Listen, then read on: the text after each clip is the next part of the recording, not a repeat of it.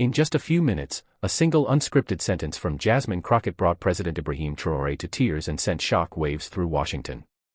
She wasn't there to flatter. She was there to confront a brutal truth, that U.S. aid to Africa often comes with conditions. 022, straight into the camera, Jasmine shattered decades of Western double standards. Africa doesn't need saving. It needs to be heard, she said. What did she say that united millions and enraged political elites? And why is America still trying to bury her words? Stay with us. This story is worth every second of your time, from the heart of Ouagadougou. 048, rippling off the palace courtyard, the morning heat surrounded President Ibrahim Traoré as he paced his study, a man with too many battles and not enough time. Clinging to his back, his cotton tunic was damp with the sweat of a sleepless night spent decoding yet another foreign policy trap disguised as aid. Marked in bold, a red folder lay on the desk before him. 110, inside, a brief note from the Foreign Ministry, a video call scheduled for 10:08 a.m. with U.S. Representative Jasmine Crockett. No context, no warning, just a name. He scowled, not because he feared the conversation, but because he recognized the play. A black congresswoman was likely sent to soften the tone, to give the illusion of parody, while pressing the same imperial demands behind polite language. 138, another face, he muttered. Another mask for the same game. Without knocking, his chief advisor, Minister Coulibaly, entered, a tablet in hand and eyebrows already raised. Sir, this is a soft call, he said, scrolling. It's listed under agricultural cooperation. Nothing strategic, just optics. A look that could freeze lava shot from Traoré. 202, optics, he repeated. That's how colonialism dresses in the 21st century. In meetings, in memos, in smiles. He snapped the folder shut. Set the camera in the study. No media, no briefing. I'll face her alone. Coulibaly hesitated. He knew that tone. It was the one Traoré used just before doing something that made Washington and Paris lose sleep. 230, very well, he said, but even as he left, he cast a last glance at the folder. Like a match waiting for fuel, the name Jasmine Crockett lingered. In Washington, the sky was still gray and heavy, as if the city itself knew something was coming. Inside a cramped makeshift studio 3 blocks from the Capitol, Jasmine Crockett sat alone at a folding table, a cold cup of coffee beside her, and a single overhead bulb casting sharp shadows on the wall. 303, her team had already left the room, giving her space, but the silence was louder than applause. Just 48 hours earlier, she'd been shredded by national media for speaking out against conditional aid to Africa. Headlines read like slaps, * Crockett undermines U.S. interests. Congresswoman defends authoritarianism abroad, *. 330, is this who we sent to represent us? It wasn't just pundits. Allies had gone quiet. Colleagues whispered in hallways. Donors ghosted her calls. And yet here she was, minutes away from a direct line to the president of a nation at the center of the storm. She stared at the printed remarks in front of her. Polished, approved, and dripping with neutrality, every word sat there. 355, economic collaboration, agricultural advancement, strategic dialogue, it was diplomatic anesthetic written to please everyone and say nothing. Jasmine's jaw clenched. Hovering over the pages, her fingers then slowly pushed them aside. I'm not here to lie for comfort, she whispered to herself. I'm not here to protect systems that never protected me. For 23, she stood up, adjusted her blazer, and stared at her reflection in the black screen of the disconnected monitor. Behind her eyes burned the fury of 1,000 dismissals, 1,000 moments where being correct wasn't enough because she wasn't white, wasn't safe, wasn't silent. The world expected her to fold. For 46, instead, she was about to set a fire. She wasn't there to soothe egos. She was there to make someone listen, really listen, and she knew the moment the screen turned on, there would be no turning back. With a soft tone, the screen blinked awake, but the tension arrived like a drumbeat. On one side of the call, President Ibrahim Traoré sat behind a wooden desk, the light from his tall window casting long shadows across the room. 516, sharp and unreadable, his face was still, the face of a man used to being studied, not surprised. Behind him stood a quiet line of aides, one with a folder of policy notes, another adjusting the volume on the translator's headset. Giving a slight nod, the protocol officer signaled the meeting was officially in session. Across the screen, Jasmine Crockett appeared, seated in a plain room with a dusty blue backdrop in the soft glow of an overhead light. She didn't look rehearsed. 5:49, she looked ready. Neatly folded, her hands betrayed something deeper with her eyes, the steady pressure of being underestimated too many times by too many rooms like this. A staff voice broke the silence. "Congresswoman Crockett, the floor is yours." A polite smile, not warm but respectful, was given by Jasmine as she reached toward the stack of printed remarks in front of her. 6:16, for half a second, it looked like she might follow the script. The edge of the first page was touched by her fingers. Then, calmly, almost gently, she slid the entire stack to the side. Every motion was caught by the camera. One of Traoré's aides stiffened. The translator hesitated, unsure if he'd missed something. But Jasmine's expression didn't change. 6:42, straight into the camera, she began to speak. "Mr. President," she said, her voice low, firm, and so calm it demanded attention. "I was given prepared remarks today, safe words, diplomatic phrases, the usual." A small pause was given by her, just long enough to make it clear she was choosing a different path. 7:08, but I'm not going to read them because those words weren't written for you. They were written to keep things comfortable for people back home. Her gaze never drifted. "I believe you deserve more than that, and I believe the people watching deserve more than that, too." Not in confusion, but in recognition, the room on both sides of the screen froze. 7:30, something unscripted was happening. And in diplomacy, that's the same as setting off a flare in a minefield. The protocol officer lowered his pen. The translator cleared his throat, but said nothing. And Jasmine went on, not louder, but deeper. "I know I was supposed to talk about trade agreements and aid packages today, but I think we've had enough of speeches that say nothing. 7:55, I came here to speak plainly, person to person, leader to leader. No filter, no mask." She wasn't raising her voice. She wasn't performing.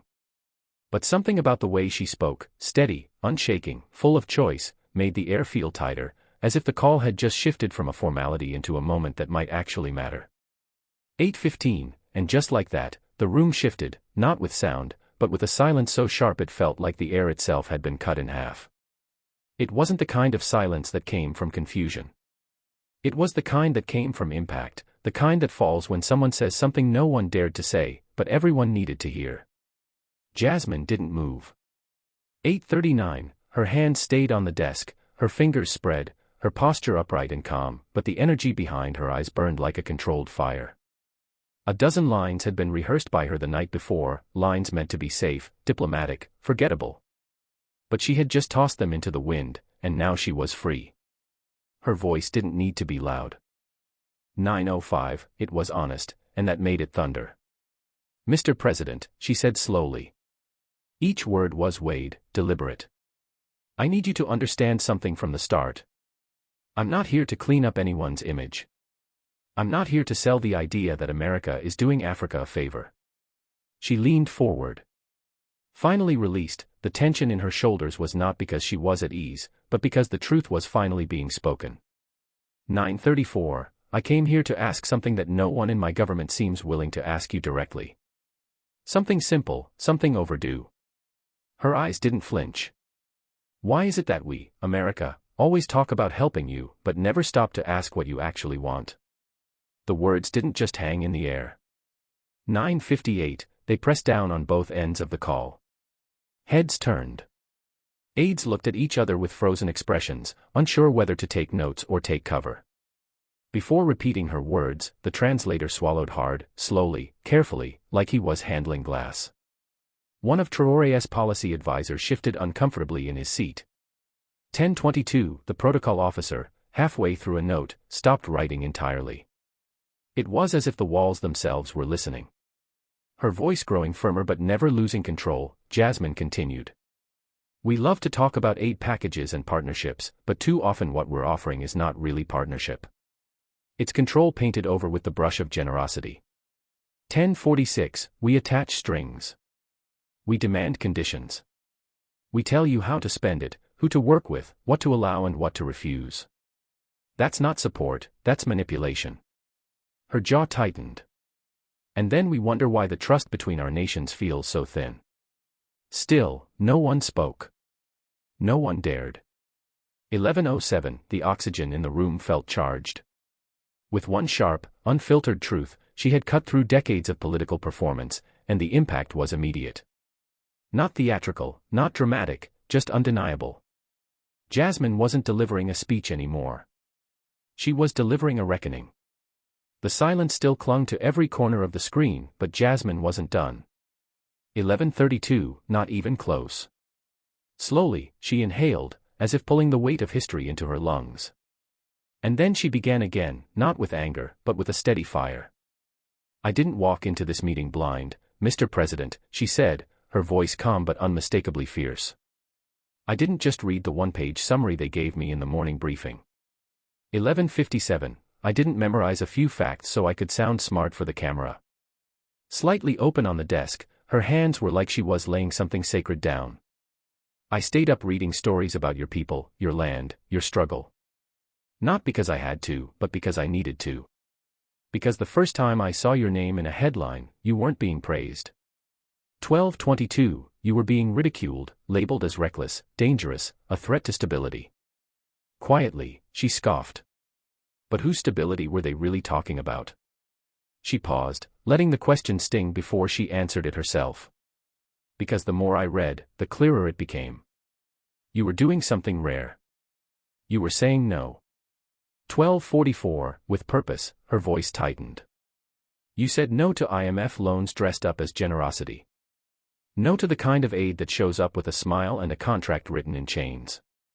No to the idea that Africa should be grateful to receive what it never asked for in the first place. And you didn't say it with bitterness. You said it with clarity, with purpose, with backbone. 13:12, leaning forward now as if to shorten the distance between continents, she continued. And then I found myself falling deeper into the story of a man your people still whisper about with both sorrow and pride, Thomas Sankara.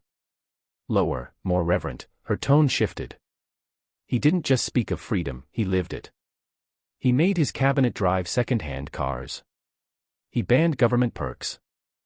13:35, he planted trees to fight desertification when others planted deals to collect bribes. He told the world, we must dare to invent the future. And for that, he was silenced. For a full breath, she let the word hang. Assassinated, not just by bullets, but by the fear he triggered in those who profited from African silence. 13:56, slower now, but heavier, the words came. When I realized you had chosen to follow that same path, not perfectly, but fearlessly, I understood something else. Why people back home are so quick to label you a radical.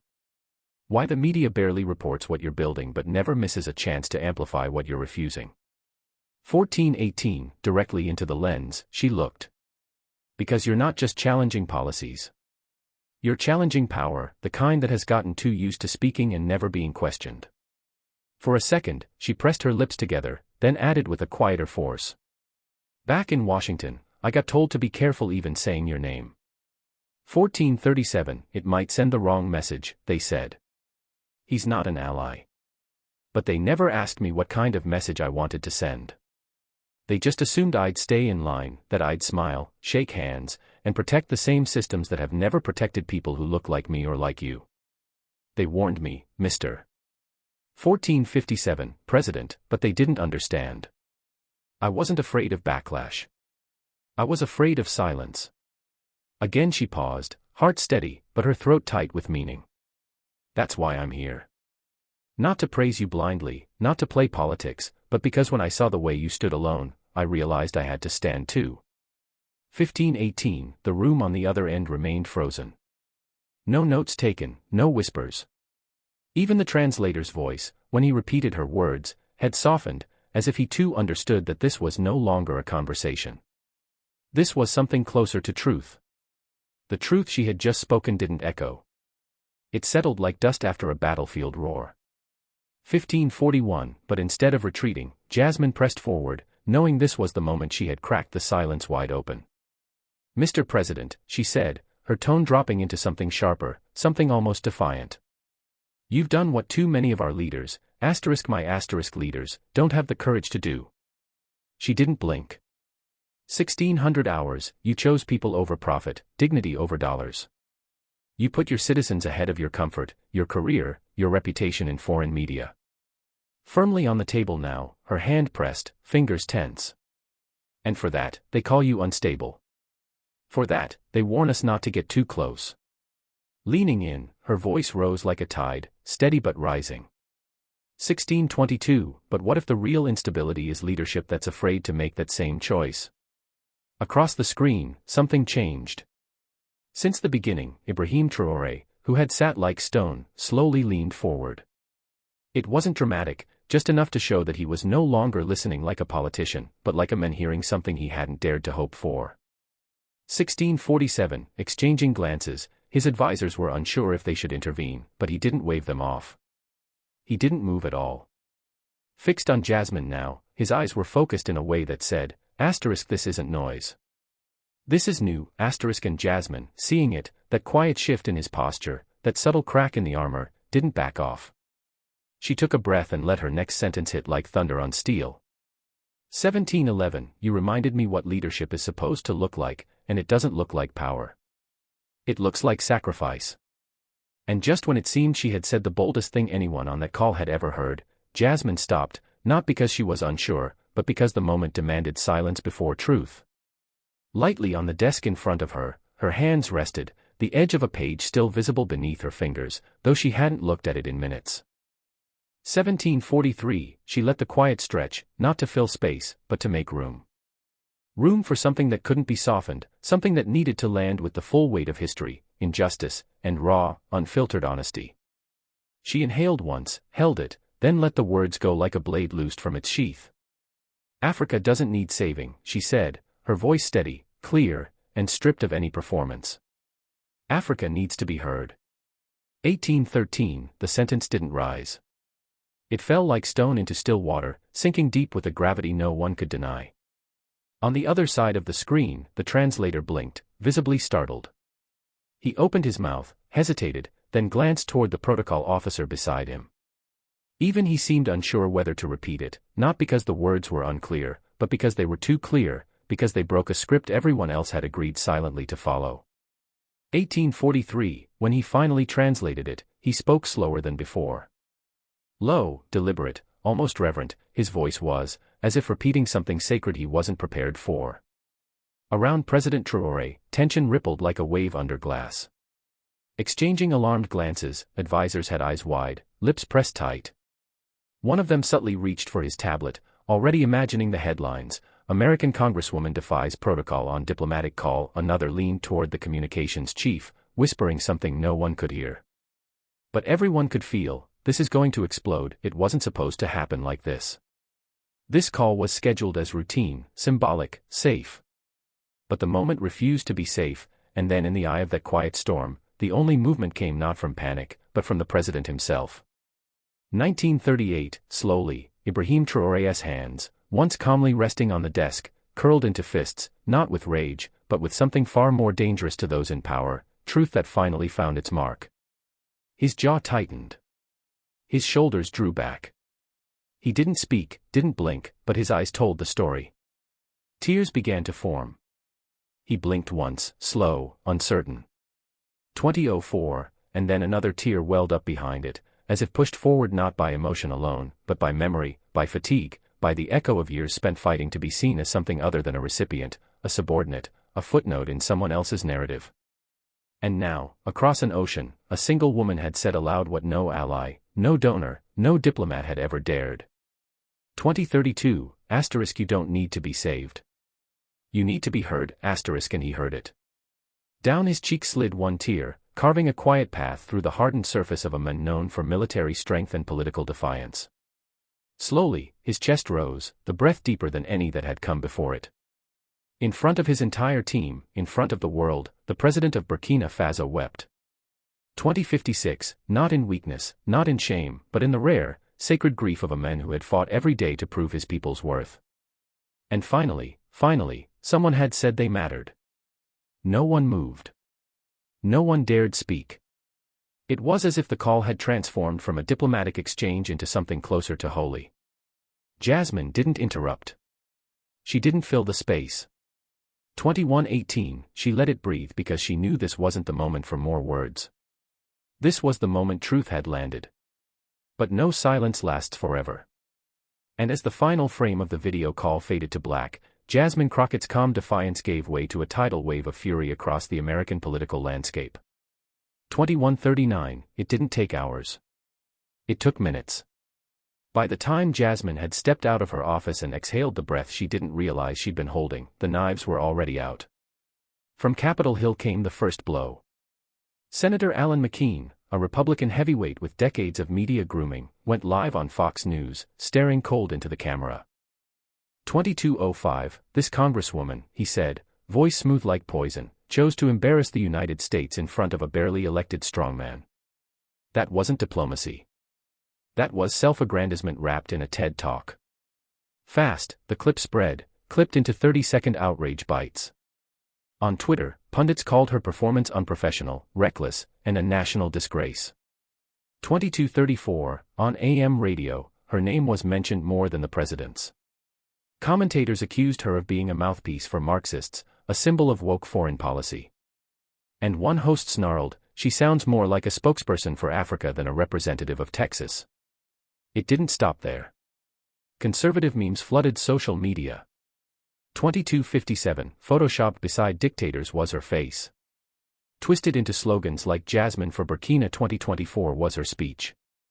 One popular right-wing influencer called her the Angela Davis of foreign betrayal. Behind closed doors, congressional colleagues whispered. Like vultures circling a wounded animal, reporters waited outside her office. Even within her own party, some Democrats privately winced. She went too far, one aide told Politico off the record. You don't slap Washington while you're still sitting in it. But even as the ridicule reached a fever pitch, something strange and powerful began to unfold. Jasmine's words refused to die. In Nairobi, her speech was rebroadcast in full, uninterrupted, with voice-over translations in 3 languages. 23:49, in Lagos, youth-led radio stations replayed the line *Africa doesn't need saving. It needs to be heard *, over Afrobeat instrumentals, turning it into a protest anthem. At Johannesburg University, students projected her face onto campus buildings, calling her the voice we've been waiting for. 2400 hours 10, in Harlem, community leaders replayed her speech during church gatherings and town halls.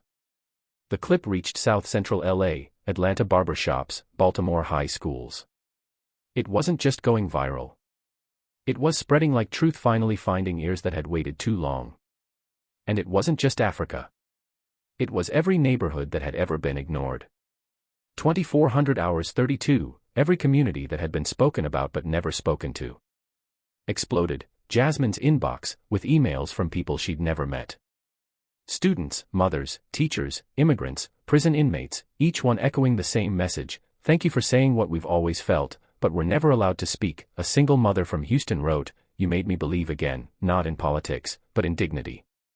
25:03, the more the machine tried to crush her, the more human she became, not perfect, not polished, but real.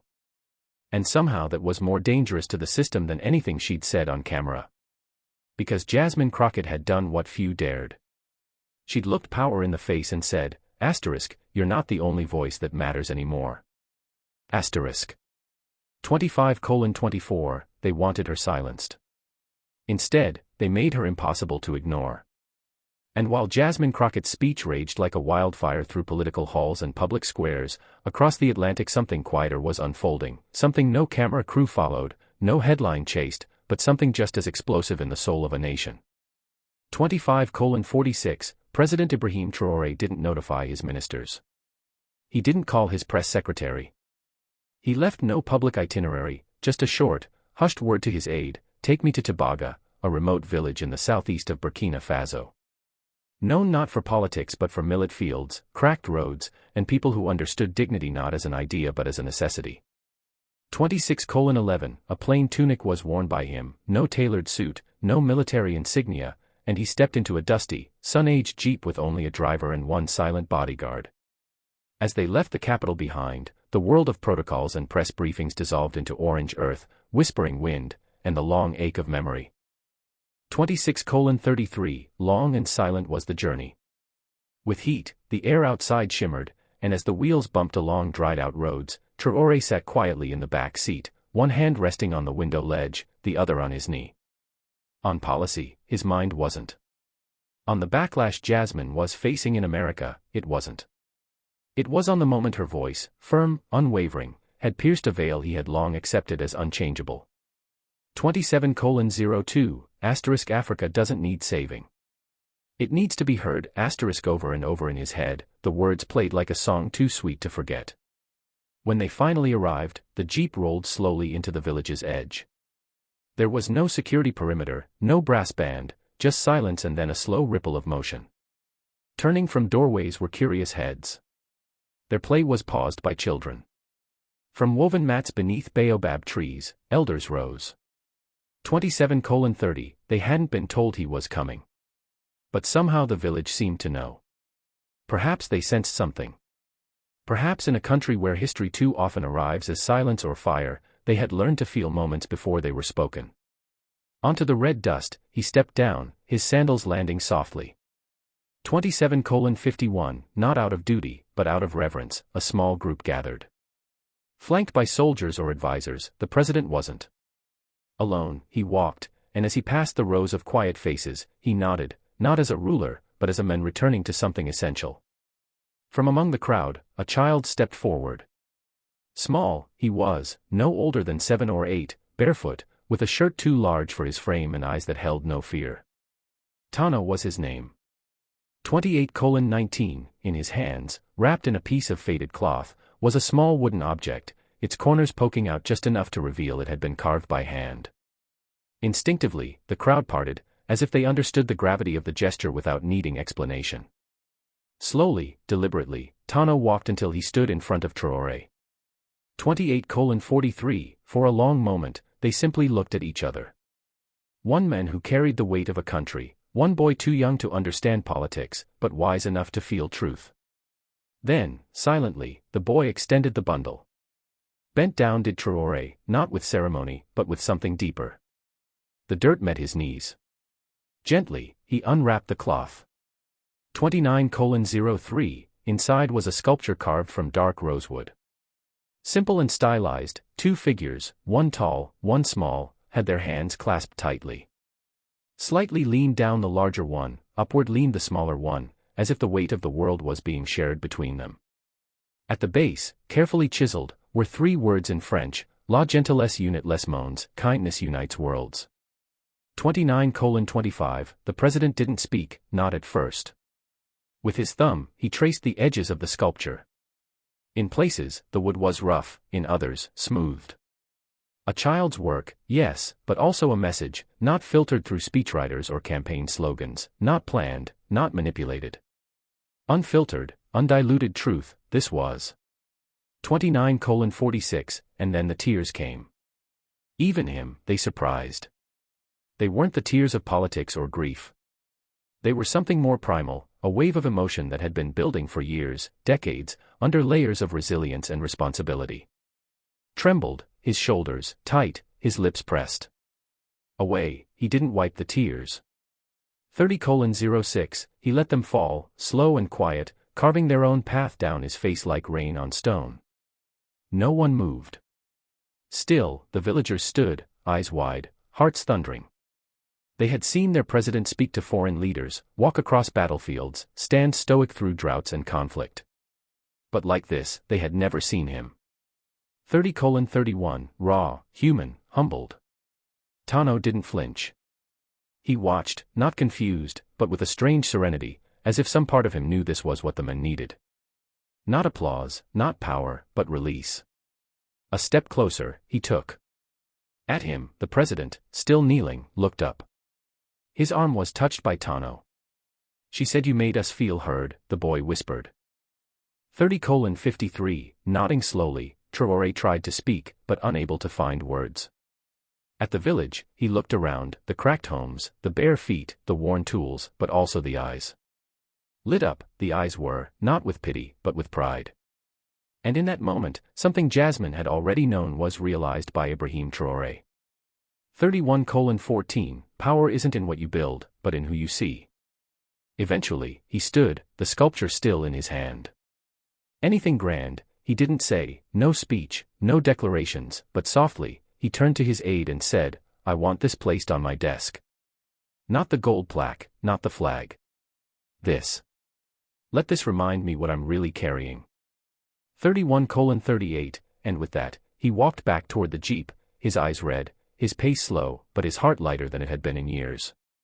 That evening, as the sun sank low over Tambega and villagers returned to their homes, Tano sat under the baobab tree with his older sister.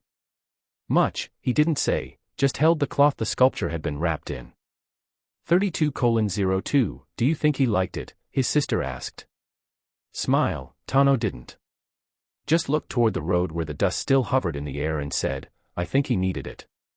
And miles away, as the capital lights flickered on and the city resumed its rhythm, alone in his private study sat President Traoré, the sculpture now resting at the center of his desk. 32:25, the news, he didn't turn on. His phone, he didn't pick up. Just sat back in his chair, he did, eyes locked on those two wooden figures, one big, one small, hand in hand. And for the first time in a long time, he allowed himself to hope. Not as a leader, but as a man who had finally been heard. Cold, almost surgical, were the lights inside the studio. 32:48, not the warmth of stage lights designed to flatter, but the kind that exposed everything. Already rolling were the cameras when Jasmine Crockett stepped onto the set. Herself, she adjusted her mic. No handler, no fuss, just her, a chair, and the unmistakable air of someone walking into a lion's den and refusing to flinch. 33:10, across the table sat the host, polished, practiced, and perfectly rehearsed. His cue cards were shuffled by him as if the performance hadn't already begun. He wasn't here to learn. He was here to corner. The moment Jasmine settled in, the lights dimmed slightly, and a red dot on the camera came alive like a signal flare. Congresswoman Crockett, the host began with a saccharine tone. 33:32, you've had quite a week. Viral fame, global headlines, and no shortage of criticism, particularly from those in your own country. So, let me ask you what everyone's wondering, if you could go back, knowing all the backlash your words would cause, would you still say them? The room tightened. Jasmine didn't smile. She didn't blink. 33:55, for the audience, she didn't try to soften her posture. Slowly at first, her voice came, not out of hesitation, but with the kind of precision a surgeon uses when making the first cut. Let me be clear, she said, locking eyes not with the host, but with the camera, with the millions of people watching from their homes, phones, and classrooms. 34:16, I didn't speak to win applause. I didn't speak to make headlines. I spoke because silence is too damn expensive. Slightly, the host shifted. The camera zoomed. Deepened, Jasmine's voice. Not louder, just heavier. I didn't praise President Traoré because he wears a title. I praised him because in a world drowning in ego, he chose something rare, service. 34:41, he stood up to institutions we all know are rigged against countries like his. He put books in the hands of children instead of debt on their future, and that scared people because it reminds us what we're not doing. Stretch, she let the silence. Then sharper turned her tone. If people are uncomfortable with what I said, maybe the real discomfort isn't about my words. 35:05, maybe it's about the mirror those words hold up. Maybe it forces them to ask a question they've been avoiding for years, who are we really serving? A hand was raised by the host, trying to interject, but Jasmine didn't stop. We send aid with strings. We give with one hand and take with the other. We dress it up in language like partnership and stability, but it's control. 35:30, and the minute someone, especially someone from a place like Burkina Faso, says, no thank you, suddenly they're a threat, a dictator, a danger to democracy. Calm, precise, she shook her head. I praised a man not for his office, but for his courage. And if that rattles people in power, maybe that says more about their insecurity than my integrity. Electric was the tension. 35:57, behind the camera, the crew stopped moving. Even the floor manager, usually signaling timing cues, stood frozen. Leaning forward now, Jasmine lowered her voice just enough to draw the listener in closer. We've built a political culture so obsessed with optics that we've forgotten how to recognize truth when it's spoken plainly. 36:21 We mock sincerity. We punish honesty. And God forbid a black woman speaks boldly in an international setting, suddenly it's betrayal. For a beat, her eyes locked on the host just. You asked me if I'd do it again, she said. And the answer is yes. Every time. Because telling the truth about dignity shouldn't be a career risk. It should be the job. 36:46 Slowly, she exhaled, not with fatigue, but with release. I won't apologize for giving credit where it's due. And if my country is more offended by my praise of justice than by its neglect of it, then we have bigger problems than one speech. Still was the studio. Tried to smile, the host did, but it came out crooked, unsure. 37:08 For another question, Jasmine didn't wait. In front of her, she folded her hands, eyes steady, voice quiet but unshakable. I've sat in rooms where my presence was tolerated but not welcomed. I've heard whispers about being too emotional, too passionate, too much. And I've learned they don't fear my words. They fear the possibility that someone might believe them. 37:32 She paused. That someone might look up and say, if she can speak like that, maybe I can too. To commercial, the segment cut, but the moment wouldn't fade. Already being clipped, captioned, shared in real time, it was. And Jasmine, she sat back in her chair, unmoved by the heat around her. 37:54 She hadn't just defended herself. She had lit a fire. Like a silent sentinel, the sun blazed over Ouagadougou, casting a golden hue across the plaza that had never held many people. Not for a concert, not for a military parade, not even for a holiday. Different, this was. There was no choreography, no brass band, no parade of armored SUVs. 38:18 Just people, ordinary citizens standing in stillness under fraying umbrellas, behind makeshift fences, and on rooftops, gathered for one reason, to witness the birth of something they'd never been promised. For handouts, they weren't waiting. For foreign dignitaries or fat envelopes of aid, they weren't waiting. 38:38 For acknowledgement they were waiting, for a signal that this time things might actually change, and that change might come from within. On the makeshift stage stood a structure covered in canvas. Hidden from the crowd's view behind it, technicians in simple black t-shirts were fumbling with a dusty projector and frayed cords. 38:58 The heat made the equipment cranky. Sweat-stained was the screen. But finally, after a small crackle of static and the flicker of a loading bar, the giant screen came to life. Like a ripple on water, gasps moved through the crowd. It was her, Jasmine Crockett, projected 40 feet high, broadcast from her congressional office in Washington. 39:21 Both distant and familiar looked her figure, like a long-lost relative speaking into the wind and somehow being heard across oceans. No jewelry she wore, no American flag pin, just a simple black blouse, but her posture, her gaze, that was unshakable. To the children of Burkina Faso, she began, her voice steady but intimate. 2.